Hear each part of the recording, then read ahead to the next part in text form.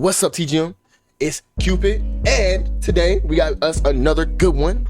Because of the last video, I was talking about how this ugly ass dog back here flooded up my shit. So I was thinking for this video, we might as well go ahead and take a look at the worst zoo deaths ever. We're gonna look at the worst zoo deaths. See how you feel about that. See, you wanna keep chewing up nigga shit. Nah, don't come over here. Don't come over here, nigga. Look, you see this? Hey, no, I'm gonna show him, guys. He gonna understand, bro. But you see this motherfucker that look like a dog up here? You see that, bro? You see that, bro? That's you. That's you. That's you. All right, let me stop. Let's actually get to this video. But we're looking at the worst zoo deaths ever by the Paint Explainer. The Paint Explainer be going crazy. He know what he be talking about, bro. Maddox Derkosh. On November 4th, 2012, a 2-year-old called Maddox Derkosh was standing on a viewing deck to see the African painted dog enclosure at the Pittsburgh Zoo. The deck had a railing and many warning signs telling visitors not to lift children onto it, but Maddox's mother wanted him to see better, so she lifted him over the railing. In just seconds, he slipped and fell 14 feet down into the enclosure. There was a net below the platform, but it was only made to catch small things like sunglasses or phones. Maddox fell onto the net, bounced off, and then dropped straight into the enclosure. The pack of 11 painted dogs ran at him right away. Witnesses said his mother screamed. Oh, damn. So this ain't animal deaths. This people deaths from animals. All right, Remy. Shit, my bad, bro. Ain't no beef. Ain't no beef. And tried to jump in after him, but other visitors held her back. Everyone saw the attack happen in front of them. The dogs attacked while he was conscious, biting and tearing at his body. He suffered more than 46 wounds to his head and neck, and his inner organs were destroyed. He bled to death inside the enclosure before zoo staff could get close enough to reach him. A police officer fired his gun and killed one dog, hoping it would stop the attack, but the other dogs kept going. The tragedy quickly started a big argument. The zoo said the mother had ignored the warnings and acted carelessly, while the mother and her family said the zoo was unsafe. Nah. The zoo even got a net for your phone and shades, bro. The zoo is safe even for shit that ain't living, bro. You just weren't following rules, bro. Let's not do that. The zoo ain't unsafe, my nigga. And I know it must hurt as the mom to know that it's your fault, but it's your fault. It's your fault. That the railing left children in danger, and that the whole design of the platform was flawed. You have to lift the child over the railing. It's not like the child. It would have been different if the child would have climbed over the child's self. It was a boy, right? Himself. But you lifted the child over when there were signs saying don't do that. Both sides took legal action against each other, but in the end, no charges were brought against the mom. The family later made a private settlement with the zoo, and soon after the attack, the viewing platform was removed. As for the painted dogs, only the one killed during the rescue attempt died that day. The other dogs were later sent to different zoos. The painted dog exhibit was closed forever, and the space was later turned into a cheetah exhibit. Dawn Brancheau. Dawn Brancheau was an experienced trainer with... Nah, don't fuck with orcas, bro. I done seen too many videos of niggas getting hit with that fire from the orca, bro. The orca don't play, bro. Like, I done seen one where... I think this might be the one. Let's just listen. 15 years of work behind her, and was especially known for her bond with the orcas. Her closest connection was with Tilikum, SeaWorld Orlando's largest whale, who weighed more than 12,000 pounds. That day, she was performing in the Dine with Shamu show, where guests sat by the pool eating while watching trainers and whales interact. At the end of the show, Dawn lay on a shallow ledge right next to Tilikum, rubbing his head as part of the routine. Then, out of nowhere, it grabbed her and pulled her into the water. The grip was fast and incredibly strong. The audience then saw the giant whale drag her under and thrash her around the pool, and SeaWorld staff rushed to help. They threw nets and food into the water to distract Tilikum and tried guiding it through different pools until it was finally moved into a smaller medical pool where he could be contained. But for a whole 45 minutes, he would not let Dawn go. Trainers and guests could only watch helplessly as she drowned. When her body was finally recovered, the autopsy showed just how violent the attack had been. Drowning was the official cause of death, but her injuries were horrific. Her spinal cord was severed. Her jaw, ribs, and bones in her neck were broken. Her scalp had been completely torn off. Her left arm ripped away, and her left knee dislocated. Bro. Oh my goodness. Bro, people really die in crazy ways all around the world. I could not even begin to imagine that, bro. Bro, my ass be getting fucking flashes of my entire life when my ass be trying to come up from the pool. My ass be a little too, you know what I'm saying? My ass be too low, too long. I start seeing back when I was 5 years old. The fuck? Bruh. Like, imagine just 45 minutes, bro. She was been, oh my gosh. I'm gonna have to, these animals got it, bro. The report showed she had not only drowned, she had also suffered massive trauma from the sheer power of the orca's movements. Her death led to trainers being banned from swimming with the whales during shows. Patricia Wyman. Patricia Wyman's death came only a few days after she started what she thought was her dream job. In April 1996, the 24-year-old wildlife biologist had just been hired to care for the wolves at Halliburton Forest and Wildlife Reserve. The reserve was known for keeping its wolves as wild as possible, which is why visitors could only see the pack through one-way glass, and staff were warned that people should never try to make contact with the animals. Only a few days later, Patricia entered the wolves' 15-acre enclosure alone. Normally, the wolves were shy and stayed away from humans, but that day, something was different. When she stepped inside, the wolves stood up and began moving toward her. Witnesses later reported that they circled her, slowly surrounding her inside their territory. Patricia must have realized she was in danger, but before she could escape, she tripped over a fallen tree. That mistake sealed her fate because the alpha male rushed at her first, knocking her to the ground, and the rest of the pack followed. They bit into her arms and legs, tearing through skin and muscle, and pulled her in different directions. She tried to fight back, but the pack was too strong. Each wolf weighed as much as 176 pounds. Patricia lost... Bro, she has like, well, from this picture, 4 of them, but like at least 4 because of the picture, my nigga. 176 times 4, let's just do 200, bro. That's 800 pounds of wolf on you, bro. Who the fuck getting off? Who's getting up off 800 pounds of wolf getting all up on you, bro? And then they're pulling in different directions. Oh my goodness, bro. Rest in peace, Patricia. Blood quickly and grew weak. You see, like, this is why I don't be playing with Remy, bro. Like, he chew up my stuff. He just got it. I can't, bro. But yeah, it's okay, because I got a new tool, bro. I got this right here. I showed this in the last video. I'm calling this the claw. I'm going to hit his ass with the claw. Hit his ass with that motherfucker, the spectacular claw of doom. As the wolves mauled. See, if she would have had the spectacular claw of doom, bro, you never know what could have happened, bro. It probably would have lifted 200 pounds off of them wolves, bro. It would have been just 600. Now, I can pick up 600 pounds.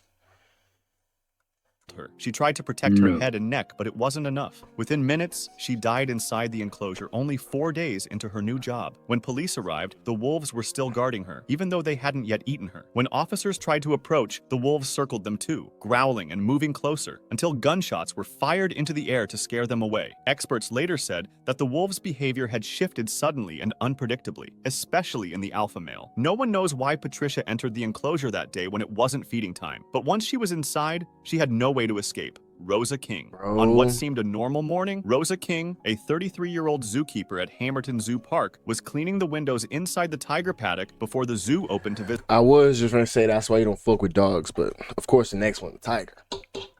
Which was just a routine part of her work. The enclosure housed Sisip, a fully grown male Malayan tiger. Safety rules required that a heavy vertical slide and 2 gates be closed to keep the tiger locked away whenever a keeper went inside. But that morning, when Rosa stepped in, all 3 barriers had been left open. This meant Sisip had full access to the paddock. Tragedy struck. Sisip mauled her with extreme force. Its jaws clamped down on her neck with enough force to break through the bones of her spine, and her spinal cord was completely severed in the neck area, a devastating injury that left her instantly paralyzed and unable to fight back. The bite crushed soft tissue and broke bone, while the tiger's teeth sank deep into her throat. Her arms were ripped open with deep gouges, and her right leg was badly torn by both bites and swipes. Across her body, there were many cuts and scratches, signs of repeated mauling. These wounds would have caused her to lose a huge amount of blood within only moments. A visitor looking through the viewing area was the first to notice Rosa's body lying motionless on the ground and raised the alarm. The investigation confirmed that there had been no mechanical failure with the gates or slides. Rosa had entered without realizing the barriers were open, leaving her exposed to the tiger. The zoo's safety system depended entirely on keepers following the procedure correctly every time. Alexis Martinez. On December 24th, 2009, I thought tigers were chill, though. Tigers can't be chill. Maybe you feel like you gotta grow the tiger up from a young age. Or maybe Alexis Martinez was working with Keto, a huge orca that weighed more than 6,000. The second orca on this list, bro. We don't with orcas. At this point, a nigga might not never swim again.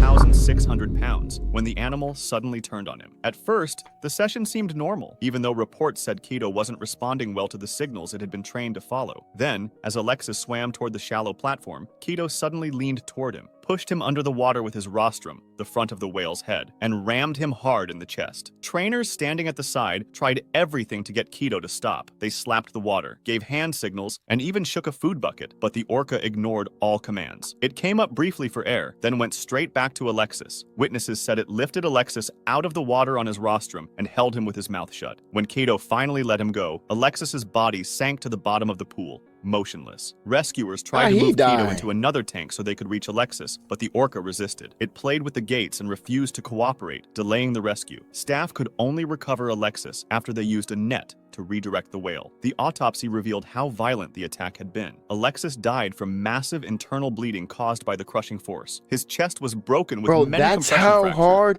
That's how hard the whale hit his ass? How fast was that whale going to crush his shit going like that?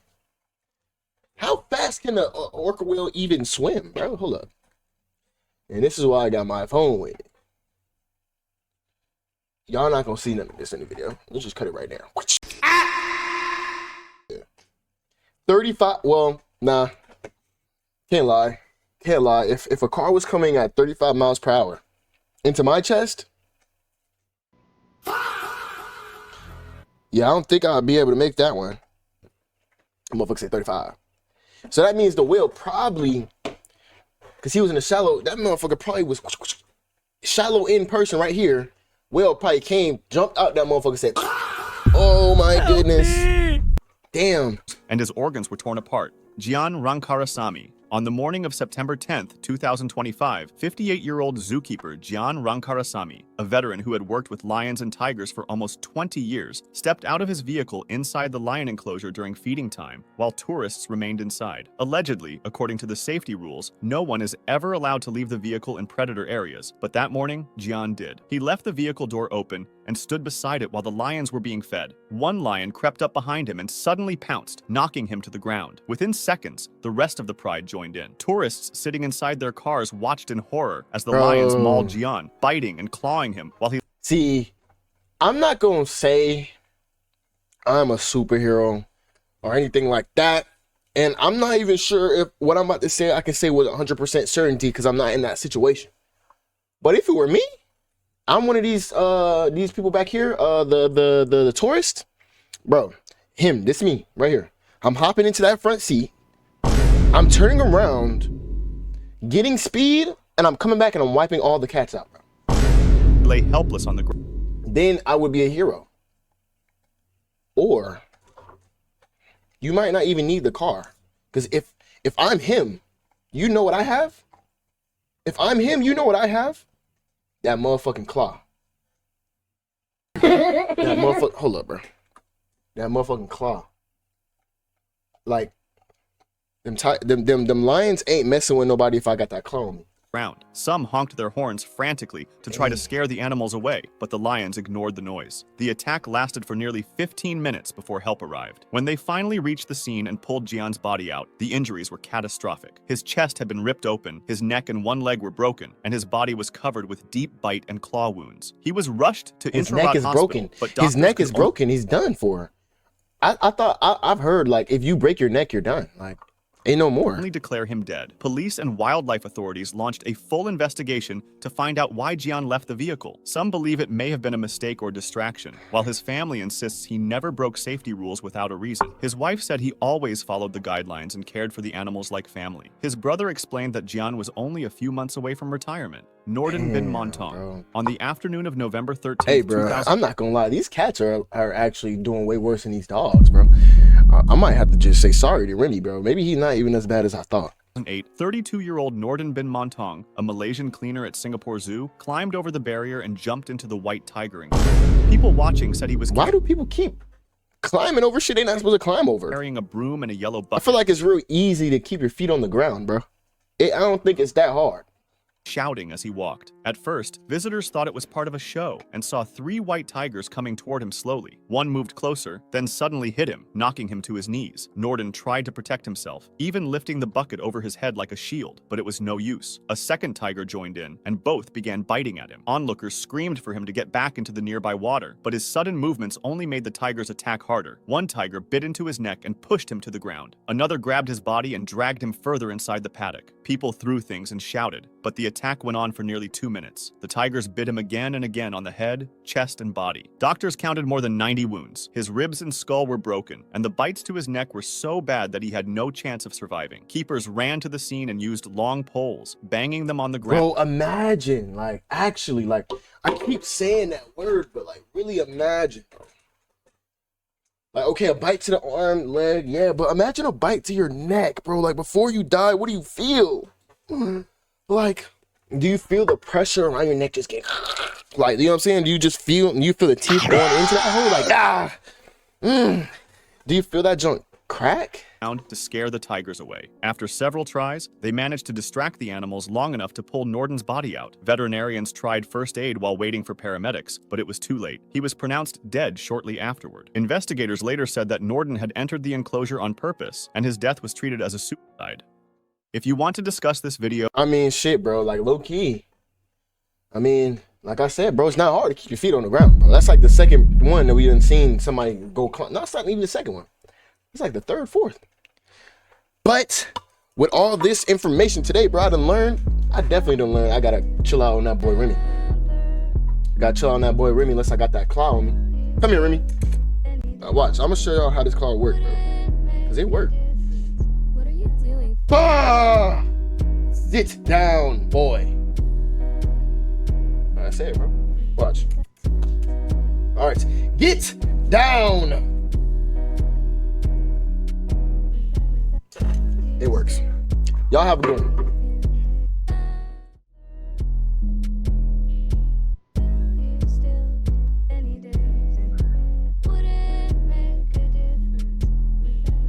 Another reason why these motherfuckers suck, bro. I gotta walk this motherfucker, bro. You don't gotta walk cats.